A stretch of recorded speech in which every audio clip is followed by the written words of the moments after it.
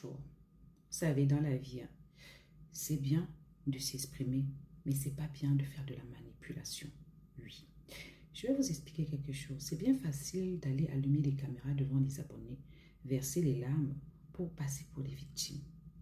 De parler de karma, c'est trop dire. Que les gens vont vivre le karma, ils vont vivre ceci, la foudre va s'abattre sur eux. Si c'est le cas, si vous y croyez, ça veut dire que ce qui vous est arrivé, ce dont vous plaignez, c'est aussi le karma. Donc vous aurez fait du mal à quelqu'un et c'est en train de se retourner contre vous. Vous savez ce qu'on appelle le karma. Il faut arrêter. Nous tous, nous sommes sur les réseaux. Nous sommes appelés à faire un mauvais jugement et on en fait souvent. Même toi y compris. D'accord? Dernièrement encore ici, Emma Loès n'avait rien dit de mauvais. Rien. Elle était là-bas en train d'écrire ces choses. Elle n'a cité personne.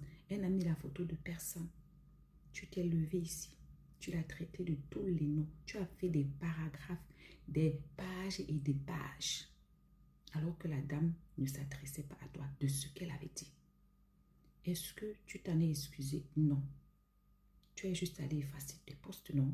Oui. C'est pour te dire que ça arrive. C'est pas tout. Parce que moi, c'est vrai que je compatis à ce que tu dis. Mais je vois aussi que tu es en train de faire la promotion de ton livre. Parce qu'entre-temps, tu nous dis que tu as sorti un livre. D'accord? Et à chaque fois, tu en dis, mais pas trop. Parce que tu veux que les gens aillent acheter le livre quand il va sortir pour lire. Donc, tu leur donnes juste l'envie de lire, d'acheter le livre pour connaître la suite. C'est aussi quelque chose de marketing que tu fais. Parce que, par exemple, tu sors les conversations avec ton père. Est-ce qu'on en avait besoin?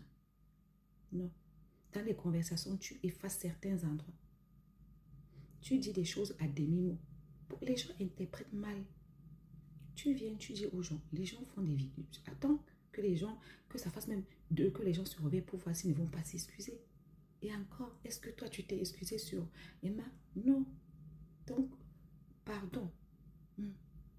Faut assumer que nous tous là, c'est notre comme ça qui est là sur les réseaux sociaux. Moi, je me suis excusée. Parce que je suis humaine et je sais reconnaître quelqu'un qui veut qu'on l'excuse ou bien qui a besoin d'excuses. Mais sinon, il y a une jeune dame ici qu'on appelle la nationale. Elle est restée dans son coin. Dans ton marketing, tu as cité son nom. Au jour d'aujourd'hui, quel qu'en soit lambda, elle est en train de refaire sa vie. Elle veut juste passer à autre chose. Et tu es venu citer son nom en association ça à un métier le plus vulgaire. Tu aurais pu passer de façon subtile. Tu aurais pu parler d'elle de façon plus subtile. Mais non. Dans le nom que tu lui as donné, tu l'as rabaissé. Est-ce que tu t'en es excusé? Non. Vous voyez? Moi, l'autre fois, je suis sortie. J'ai fait une vidéo sur elle. Mais c'était plus pour pouvoir distraire les gens qu'autre chose. Parce que cette fille, au jour d'aujourd'hui, je ne peux que lui souhaiter du bonheur.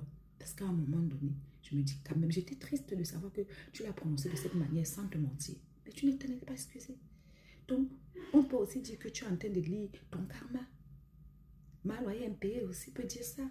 Donc, il faut arrêter, ma chérie. Nous sommes tous là, nous sommes humains. Fais le marketing de ton livre tranquille.